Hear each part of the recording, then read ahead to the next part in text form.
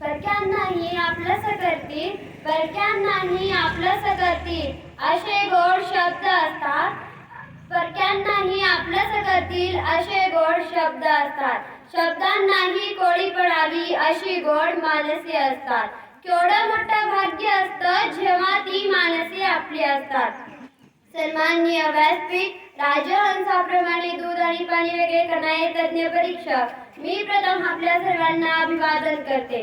आपण ज्या मातीत जन्माला आलो त्याच मातीत मुख्य जनावरांना पाणी पाजणारे संत नामदेव महाराज याच मातीतले, वृक्ष हरींना सगळे सगळे म्हणून रंध्र गांधळांना आपलं म्हणणारे संत तुकाराम महाराज याच मातीतले आणि सतत स्वच्छतेचे धडे देणारे संत गाडगे बाबा देखील याच मातीतले.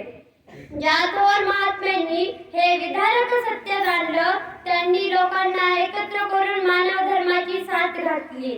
संत ज्ञानेश्वरांनी प्रथम घरा सुरू केली. त्यांनी लोकांना एकत्र करून मानवाच्या अनेक जाती असल्या तरी मानव धर्म हा एकमेव धर्म आहे आणि त्यांचीच प्रथा पुढे चालवत असताना संत बहिणाबाई माणसातील स्वार्थी आणि लोभसपणा पाहून म्हणतात, मानसा मानसा तुझी नियत बेकार, मानसा मानसा तुझी नियत बेकार, तुझ्याहूनही बरं ते गोठ्यात लग्नावर, ते गोठ्यात लग्नावर. याच बहिणाबाईंच्या काव्यपंक्तीचा संदर्भ घेऊन मी कुमारी तनुजा तांबरवाळे, श्री साईनाथ माध्यमिक विद्यालय बाकली येथील विद्यार्थिनी आपणासमोर विषय मांडतेय. मानसा मानसा कधी होशील तू माणूस. मंडळी, जगणं इतकं सुंदर आहे, अनुभव तुम्हास येत जाईल. प्रयत्न करायला विसरू नका, मार्ग तुम्हास मिळत जाईल. जीवन ही रंगभूमी आहे. जीवन म्हणजे दोन घडींचा डाव. जीवन म्हणजे संघर्ष. प्रत्येक व्यक्तीचे जीवनाविषयीचे मत हे त्याच्या अनुभवावर अवलंबून असते.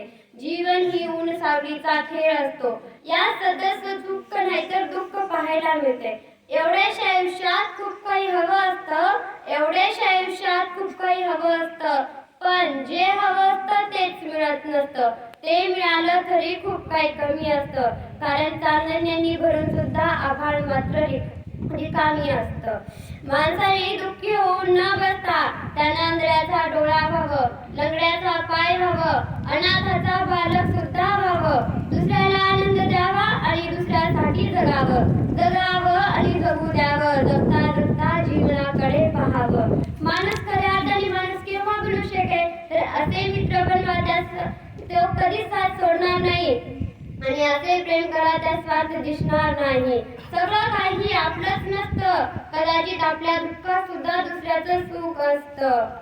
कदाचित आपल्या दुःखात सुद्धा दुसऱ्याचं सुख असतं. हव्या असलेल्या सगळ्याच गोष्टी आपल्याला मिळत नसतात, पण नको असलेल्या गोष्टी माणसाला का हव्या असतात याचं उत्तर सुरेश भटांनी अगदी छान दिलं. आयुष्य छान आहे, थोडं लहान आहे, रडतोस काय वेळा लढण्यास शान आहे. आयुष्य छान आहे, थोडं लहान आहे, रडतोस काय वेळा लढण्यास शान आहे. काट्यातही फुलांची भीती कमान आहे, उचलून घ्यावं ती दुनिया दुकान आहे, ती दुनिया दुकान आहे. एका ठिकाणी अब्राहम लिंकन म्हणतात की दुष्ट माणसाच्या दुष्ट प्रज्ञांची फळे सज्जन लोकांनाच भोगावी लागतात आणि आज आपण हेच अनुभवत आहोत. मनुष्य जन्म केवळ योग्य आणि योग्य कर्म करण्यासाठीच असतो. पराभवाने माणूस संपत नाही. जेव्हा तो प्रयत्न करायचे सोडतो तेव्हा तो संपतो.